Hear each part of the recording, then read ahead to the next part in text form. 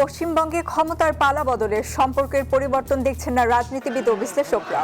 সুন্দর ক্ষমতা আসলো না, এটা নিয়ে কিন্তু আমরা ভাবি না। এটা তাদের আভ্যন্তরীণ ব্যাপার।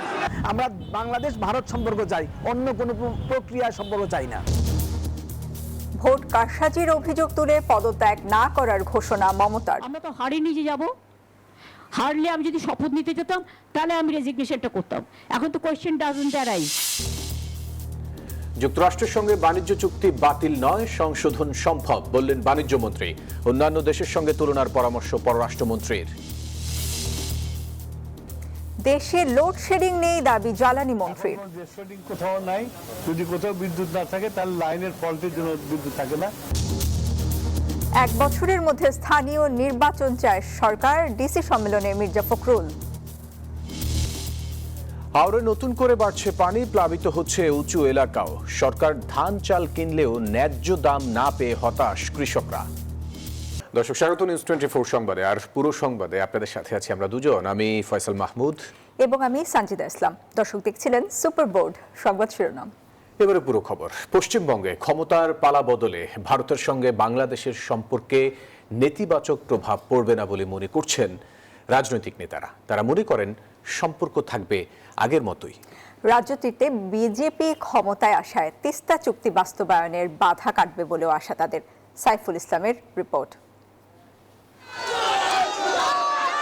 ভারতের পশ্চিমবঙ্গে বিজেপির জয় নিয়ে নানান আলোচনা ও বিশ্লেষণ চলছে বাংলাদেশের রাজনৈতিক অঙ্গনে।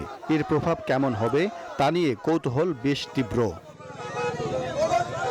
তিস্তা নদীর পানি বন্টন, সীমান্ত ইস্যু ও পোস্ট ইন কিংবা পোস্ট ব্যাক, এসব ইস্যুতে এখন পশ্চিমবঙ্গ রাজ্য সরকারের ভূমিকা কেমন হবে তা নিয়েও রয়েছে কৌতূহল ও উদ্বেগ। কিছু বিজেপি নেতার বাংলাদেশ প্রসঙ্গে বিভিন্ন বিরূপ মন্তব্য নিয়েও আছে নানা শঙ্কা। বিএনপির স্থায়ী কমিটির সদস্য গয়েশ্বরচন্দ্র রায় বলেন, পশ্চিমবঙ্গে ক্ষমতার পালাবদল হলেও সম্পর্ক থাকবে আগের মতোই।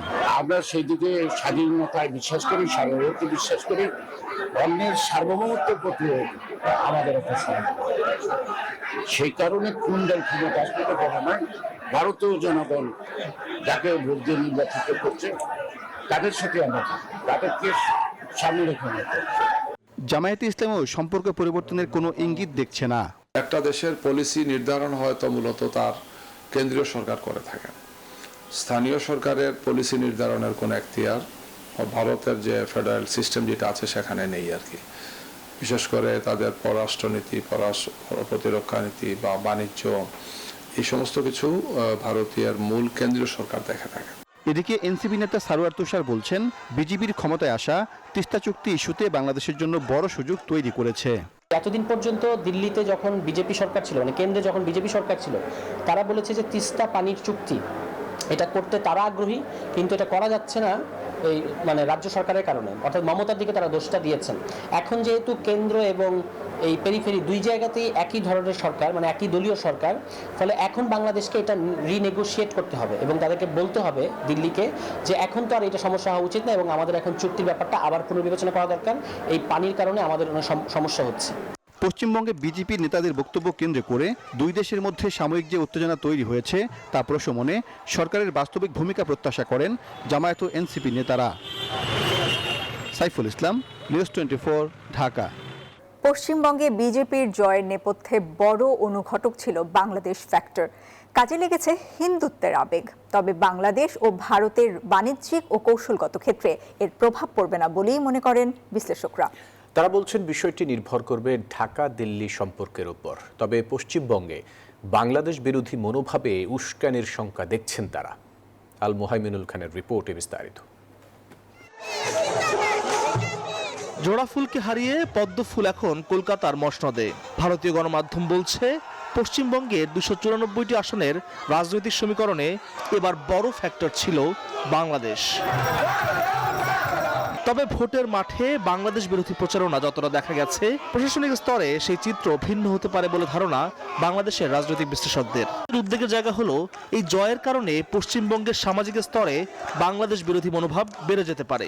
বাংলাদেশ সম্পর্কে বিদ্বেষ ছড়ানো বা বাংলাদেশি নাগরিক সম্বন্ধে বিভিন্ন ধরনের কটূক্তি, এই জিনিসপত্রগুলো সে কন্টিনিউ করতে থাকে, তাহলে আমি শঙ্কার জায়গাগুলো বাড়তে দেখি। সম্পর্ক কি হবে না হবে সেটা অনেকাংশে বড় অর্থে নির্ভর করে ভারতের কেন্দ্রীয় সরকার আসলে কতখানি দায়িত্বশীল ভূমিকা নেয়। এদিকে রাষ্ট্রবিজ্ঞানীরা বলছেন শাসনভার গ্রহণের পর নতুন পশ্চিমবঙ্গ সরকারকে বাস্তবতার মুখোমুখি হতে হবে।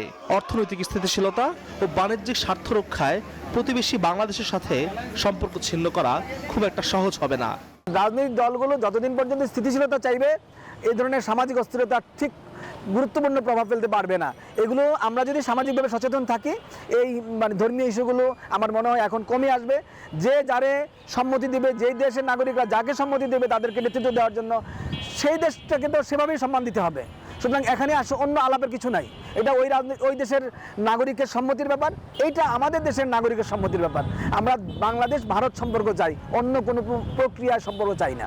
উত্তেজনার পারদ চড়লেও শেষ পর্যন্ত কূটনীতি ও অর্থনৈতিক সহযোগিতায় দুই বাংলার সম্পর্কের মূল চাবিকাঠি হবে, এমনটাই প্রত্যাশা সংশ্লিষ্টদের।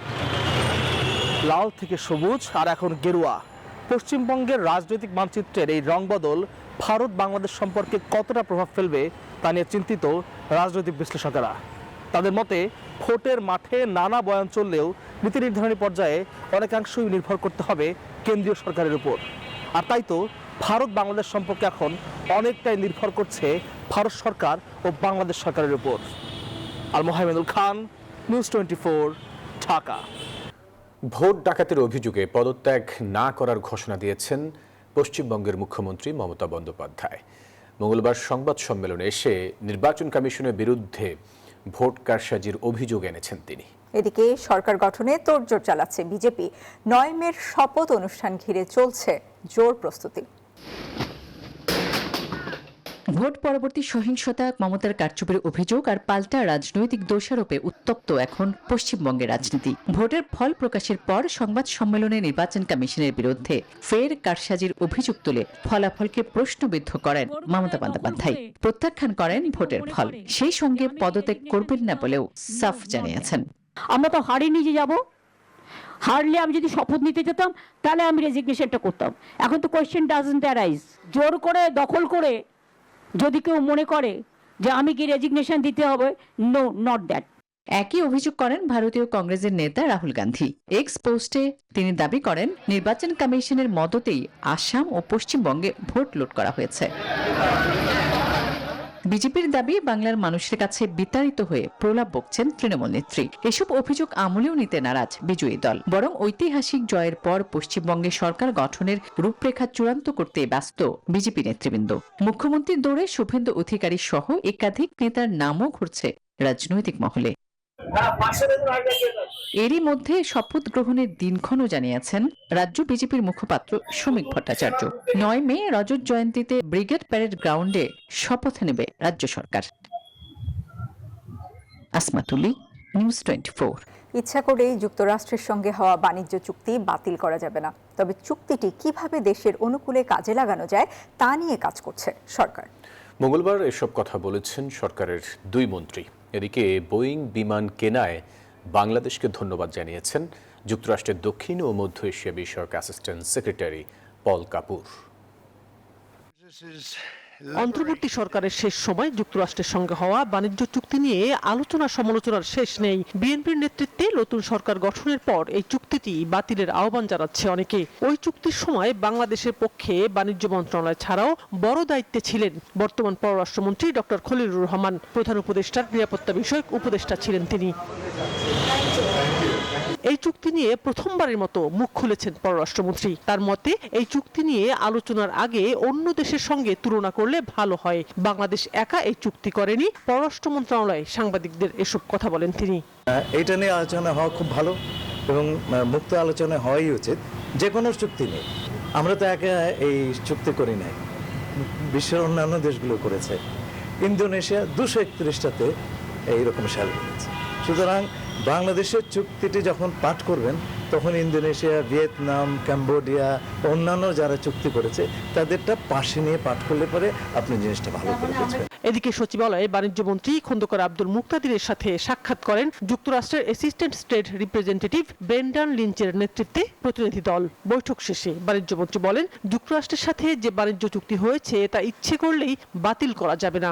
কোনো রাষ্ট্র যখন একটা চুক্তি করে সেটা এরকম না যে আপনি ইচ্ছা করলে চুক্তি রাখলেন, চুক্তি শেষ করে ফেললেন, ব্যাপারটা এরকম না। এটা তো দুইটা ব্যক্তির চুক্তি না, দুইটা রাষ্ট্রের চুক্তি।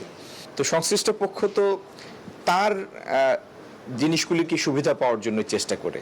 এই চুক্তির থেকে যতটুকু সম্ভব আগামী দিনে ট্রেড এবং ইনভেস্টমেন্টের জন্য আমরা আমাদের অনুকূলে চুক্তিটাকে কাজে লাগাতে পারি, সেটি হবে আমাদের আগামী দিনের প্রচেষ্টা। যুক্তরাষ্ট্রের এই প্রতিনিধি দল বৈঠক করেছে পরিবেশ মন্ত্রী আব্দুল আওয়াল মিন্টুর সাথেও। বাণিজ্য চুক্তিতে থাকা পরিবেশ বিষয়ক আইন নিয়ে বৈঠকে আলোচনা হয়েছে।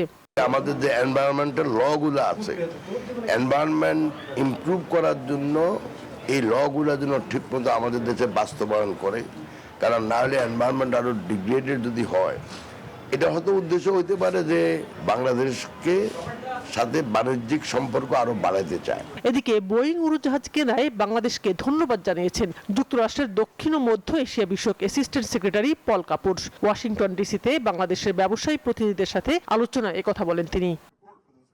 শাহনাজ ইয়াসমিন, নিউজ 24, ঢাকা। দেশে কোনো লোডশেডিং নেই এমনটি দাবি করেছেন বিদ্যুৎ ও জ্বালানি মন্ত্রী ইকবাল হাসান মাহমুদ টুকু। আর স্থানীয় সরকার মন্ত্রী মির্জা ফখরুল ইসলাম আলমগীর জানিয়েছেন, আগামী 1 বছরের মধ্যে স্থানীয় নির্বাচন করতে চায় সরকার। জেলা প্রশাসকদের সঙ্গে বৈঠক শেষে তারা এসব কথা বলেন। জেলা প্রশাসক সম্মেলনের তৃতীয় দিনে বিদ্যুৎ, জ্বালানি এবং খনিজ সম্পদ মন্ত্রণালয়ের সাথে সৌর বিদ্যুৎ সম্প্রসারণ বিষয়ে আলোচনা হয়। জ্বালানি তেলের অবৈধ মজুদ রোধে জেলা প্রশাসকদের নির্দেশনা দেন মন্ত্রী। পরে প্রশ্নের জবাবে জানান, গ্রামেও এখন লোডশেডিং নেই। তেলের সংকটের কারণে কোনোদিন লোডশেডিং হয় নাই। আমার যেটুকু লোডশেডিং হয়েছিল তখন যন্ত্রের জন্য হয়েছিল, সেগুলো আবার ফেরত আসছে, এখন ঠিক আছে। তেলের কোনো সংকট কখনোই হয় নাই, এখনো হবে না, কখনোই হবে না, because I have got sufficient stock. স্থানীয় সরকার মন্ত্রীর সঙ্গে বৈঠকে সেবা কার্যক্রমকে গতিশীল করার নির্দেশনা দেন মন্ত্রী। বিদেশে দক্ষ শ্রমিক পাঠানো এবং অবৈধ অভিবাসন বন্ধে কার্যকর পদক্ষেপ নেওয়ার তাগিদ দেন পররাষ্ট্র প্রতিমন্ত্রী। আমরা আগেও বলেছি, এখন আমরা বলছি যে আমরা চাই, চেষ্টা করব 1 বছরের মধ্যে আগামী সমস্ত টায়ারগুলোতে নির্বাচন হয়ে যাওয়ার জন্য। সবসময় শক্তিশালী করতে পারলে গণতন্ত্র অ্যাজ এ হোল শক্তিশালী হবে এবং সেটাতে রাষ্ট্র শক্তিশালী হয়। আমরা সেই কথাটাই আমরা তাদের সামনে বড় চেষ্টা করেছি। ভারতের নির্বাচন ভারতের অভ্যন্তরীণ ব্যাপার। বাংলাদেশের foreign policy across the board একই থাকবে। আমাদের বাংলাদেশ প্রথম বা বাংলাদেশ ফার্স্ট নীতিতে আমাদের ফরেন পলিসি, সেটা যেই সরকারই আসুক না কেন সেই সাথে আমাদের ফরেন পলিসি পরিবর্তন হবে না। বিজ্ঞান, ডাক এবং তথ্য প্রযুক্তি মন্ত্রণালয়ের সাথে বৈঠকে সামাজিক মাধ্যমে গুজব রোধ এবং ক্ষতিকারক ওয়েবসাইট বন্ধে জেলা প্রশাসকদের সহায়তা চাওয়া হয়। মুক্তিযুদ্ধ বিষয়ক মন্ত্রী ও প্রতিমন্ত্রী মুক্তিযোদ্ধাদের সঠিক তালিকা তৈরি এবং দেশের সঠিক ইতিহাস তুলে ধরার নির্দেশনা দেন। গৃহায়ন ও গণপূর্ত মন্ত্রণালয়ের পক্ষ থেকে পরিকল্পিত নগরায়নের তাগিদ দেয়া হয়। আর প্রতিরক্ষা মন্ত্রণালয়ের পক্ষ থেকে জানানো হয়, সশস্ত্র বাহিনীকে জনমুখী করতে চায় সরকার। পারস্পরিক আস্থা এবং বিশ্বাস আরো কিভাবে বৃদ্ধি করা যায় সেই ব্যাপারে আমরা আলোচনা করেছি। শাহ আলী জয়, নিউজ 24, ঢাকা। পিরোজপুরের সড়ক দ্রুত মেরামত করে যান চলাচলের উপযোগী করতে সংশ্লিষ্টদের নির্দেশ দিয়েছেন প্রধানমন্ত্রী তারেক রহমান। মঙ্গলবার সচিবালয়ের মন্ত্রিপরিষদে প্রধানমন্ত্রীর দপ্তরে অনুষ্ঠিত এক বৈঠকে এই নির্দেশনা দেন তিনি। বৈঠকে প্রধানমন্ত্রী বলেন, দেশের সড়ক যোগাযোগ ব্যবস্থাকে স্বাভাবিক ও নির্বিঘ্ন রাখতে সরকার দৃঢ় প্রতিজ্ঞ। বৈঠকে উপস্থিত ছিলেন স্থানীয় সরকার প্রতিমন্ত্রী মীর শাহে আলম, গণপূর্ত প্রতিমন্ত্রী আহমেদ সোহেল মঞ্জুর, পিরোজপুর 1 ও 3 আসনের সংসদ সদস্য মাসুম সাইদি ও রুহুল আমিন দুলাল এবং স্থানীয় সরকার বিভাগের সচিব শহীদুল হাসান সহ অনেকে।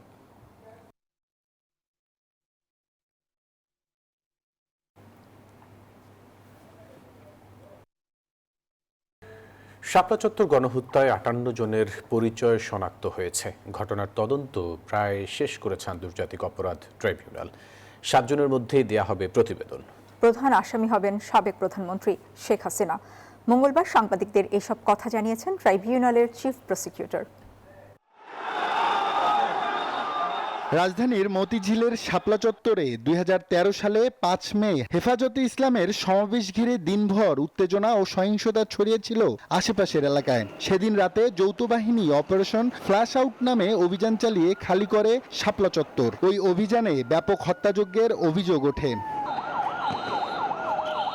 হত্যাকাণ্ডে ১৩ বছর পরও অজানা রয়ে গেছে হতাহতের প্রকৃত সংখ্যা। জুলাই অভ্যুত্থানের পর আন্তর্জাতিক অপরাধ ট্রাইব্যুনালে এই ঘটনায় আনুষ্ঠানিক অভিযোগ দায়ের করা হয়। এই হত্যাযজ্ঞের তদন্ত প্রায় শেষ পর্যায়ে জানিয়ে চিফ প্রসিকিউটর বলেন, ৫৮ জন নিহতের পরিচয় শনাক্ত করেছে তদন্ত সংস্থা। সব মিলিয়ে আমরা এই পর্যন্ত প্রায় ৫৮ জনের নিহত হওয়ার ঘটনা আমরা শনাক্ত করতে পেরেছি। তাদের পরিচয় আমরা পেয়েছি। কয়েকজনের পোস্টমর্টেম রিপোর্ট তৎকালীন সময় হয়েছে, অধিকাংশ হয়নি। আগামী ৭ জুনের মধ্যেই তদন্ত প্রতিবেদন দাখিল করা হবে বলেও জানান তিনি। ৭/৬/২০২৬ তারিখের মধ্যেই আমরা যে কোনো সময় আশা করছি ইনশাল্লাহ আমরা এই তদন্তটা সম্পূর্ণ কনক্লুড করে আমরা রিপোর্ট সাবমিট করা সম্ভব হবে। শাপলা চত্বর হত্যাকাণ্ডের মামলায় শেখ হাসিনাকে প্রধান আসামি করা হবে বলে জানান চিফ প্রসিকিউটর। একদম সুপিরিয়র কমান্ড যিনি দিয়েছেন, সরকার প্রধান থেকে শুরু করে তৎকালীন বাহিনী প্রধান। আব্দুল্লাহ মামুন, নিউজ 24, ঢাকা। জেলা প্রশাসক সম্মেলন উপলক্ষে প্রধান বিচারপতি জুবায়ের রহমান চৌধুরীর সাথে দেশের সকল বিভাগীয় কমিশনার ও জেলা প্রশাসকরা সৌজন্য সাক্ষাৎ করেছেন। মঙ্গলবার বিকেলে সুপ্রিম কোর্ট অডিটোরিয়ামে এই সৌজন্য সাক্ষাৎ ও বিশেষ দিক নির্দেশনা প্রদান অনুষ্ঠিত হয়। এ সময় জেলা প্রশাসকরা সরকারের প্রতিচ্ছবি বলে মন্তব্য করেন তিনি আরও বলেন, নিজের বিবেকের কাছে যে দায়বদ্ধতা আছে তা সবসময় স্মরণ রেখে সেক্ষেত্রে সততা ও নিষ্ঠার সাথে দায়িত্ব পালন করে যেতে হবে সবাইকে।